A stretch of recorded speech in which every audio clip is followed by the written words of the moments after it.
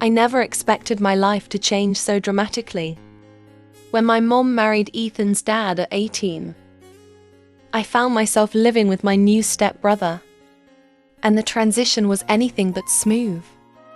Ethan was quiet and reserved, and I felt a mix of curiosity and apprehension about sharing a home with him.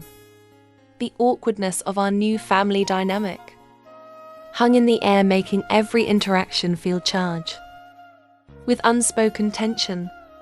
In the beginning, we avoided each other as much as possible. I would retreat to my room after dinner, and he would disappear into his. But as the days turned into weeks, I began to notice little things about him. The way he helped our parents with chores, his dry sense of humor that would occasionally break through, his stoic demeanor, and how he always seemed to know when I needed space or a distraction.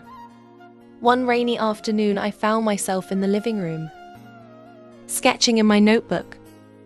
I was lost in my art when I heard the soft sound of footsteps approaching. I looked up to see Ethan standing there, his hands shoved deep into his pockets, looking a bit unsure of himself. "Hey," he said, glancing at my drawings. "What are you working on?" I hesitated for a moment, unsure if I wanted to share my art with him, but something about his genuine curiosity made me nod. "Just some sketches, do you want to see?"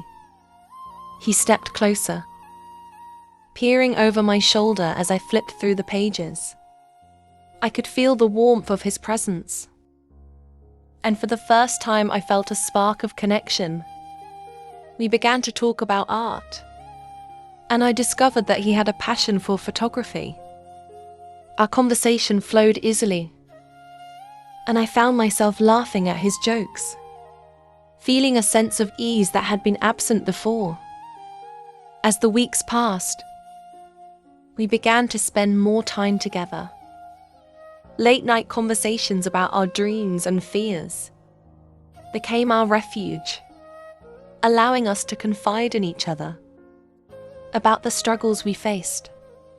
In this new family arrangement, I discovered that beneath Ethan's stoic exterior was a kind-hearted and thoughtful person who understood my feelings of displacement.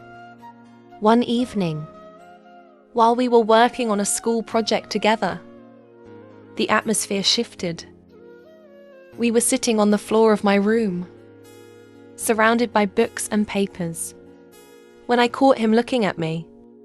There was something in his gaze that made my heart race, a mix of curiosity and something deeper. "Lily," he said softly, breaking the silence. "Can I ask you something?" "Sure," I replied, my voice barely above a whisper. "Do you ever feel, I don't know, confused about all of this?" He gestured around the room, indicating our new family dynamic about us. His question hung in the air, and I felt a rush of emotions. I nodded slowly, my heart pounding. "Yeah, I do. It's also new and strange." He moved a little closer, and I could feel the tension building between us. "I've been thinking about it a lot," he admitted, his voice low, "about how we're supposed to act around each other." Before I could respond, he leaned in and our lips met in a tentative kiss. It was soft and hesitant at first, but as the moment deepened, I felt a rush of warmth and excitement. I had never expected to feel this way about Ethan, but the connection we shared was undeniable. As we pulled away, reality washed over me like a cold wave. I was crossing a line I never thought I would, and the weight of that choice settled heavily on my shoulders. Yet in that moment, I also felt a sense of liberation. I realized that I had been so focused on my own insecurities that I had forgotten what it felt like to connect with someone on a deeper level. In the days that followed, We faced the reality of our feelings.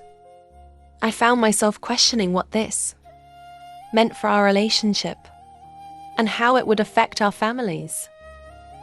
The fear of judgment and the potential fallout loomed over us. But the bond we had formed was something I didn't want to lose. What would you do if your world fell apart? How would you move forward? Let me know in the comments. And if this story resonated with you, please like, share, and subscribe for more.